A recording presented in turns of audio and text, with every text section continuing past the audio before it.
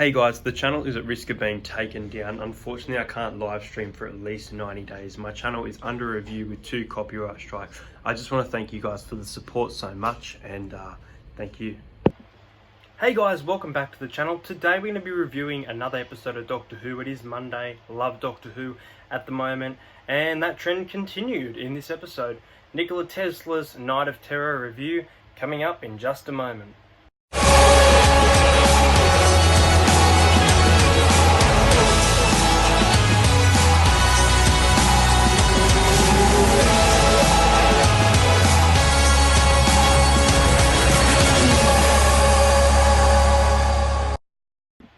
So a spoiler-free review is that I found this episode to be a lot better than last week. I quite enjoyed the storyline, and it kind of felt the most Doctor Who-ish episode of the series so far.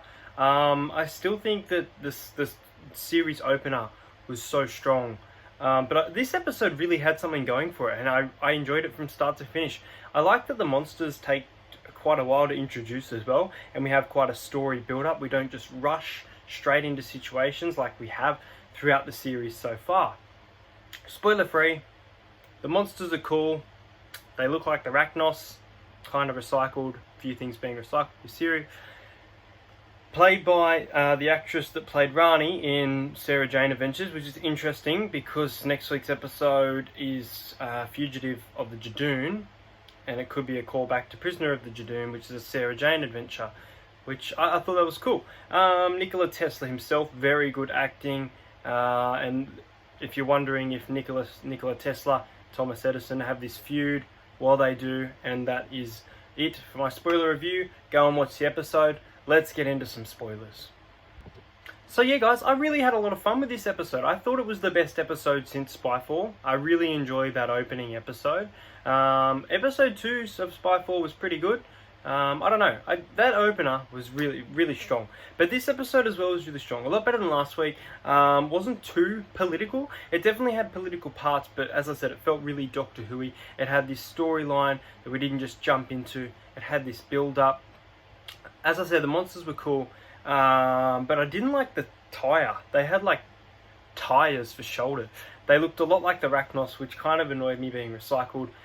It was very cool to see this Silurian blaster. That hasn't been seen since Cold Blood, I think. So, Series 5, Episode 10. No, Episode 9, Vincent and the Doctor. Never forget that. That was Episode 10. But, no, a really strong episode. Very good character development. I thought the companions were all strong in this episode. So still mixed bag on Yaz, but I thought she was a lot better than she has been asking questions. I love the fact that at the end, she basically asks yay and gets excited that they've made changes to history. And the Doctor Who, I gotta say, Jodie Whittaker, probably her best episode in my opinion. I really felt like she was the Doctor, connected with her. This episode made me feel like I was purely watching Doctor Who again. That's how much I enjoyed it. I am happy with this episode. It's an interesting title, Nikola Tesla's Night of Terror. I understand that was the article from the end, so it kind of tied itself all together, these loose ends, but it had this cool story with space aliens. It was interesting how they were able to go to New York though, because I believe that's a continuity issue in The Angels Take Manhattan. When Amy and Rory bite the dust, we're told that the angels are in New York and we can't go there. But anyway, Chris Chibnall seems to have forgotten about it. But for the most part, I thought the writing was really good. As I said, the acting, Thomas Edison and Graham was one of the highlights of the episode, mentioning like an old boss at the depot and comparing him to Edison being this guy that feeds off other people. And even Edison himself, you just looked at him and go, you bastard, at some of the things he said.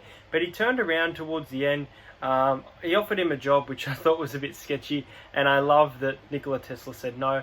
Obviously, it's sad that Nikola Tesla is someone who created so much and got no recognition, but I think this is a really good tribute to him in this episode. Kind of like I think that the Rosa Parks episode of Series 11, which was okay, but it's a good recognition, and historical figures deserve that. We've had so many historical figures in Doctor Who, Queen Nefertiti, Vincent van Gogh. I like these type of episodes, but this episode really worked and a lot of fun. True Doctor Who adventure. Now, sonic screwdriver was used too much in this series and last series. I thought it had a really good part to play though in this episode. The fact that it was a way of finding out what the energy ball was and collecting energy. The Doctor was chasing energy, which seems to be a very, very reoccurring theme in Doctor Who. In The Empty Child, the Doctor's wife, I think he was chasing energy. I almost said she then.